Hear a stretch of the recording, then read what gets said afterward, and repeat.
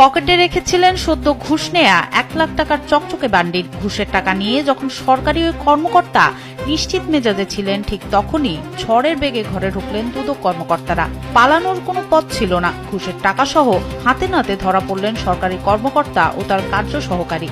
জনসেবার আড়ালে দুর্নীতির যে দেয়াল তারা তুলেছিলেন তা এক নিমিষে ভেঙে পড়ল।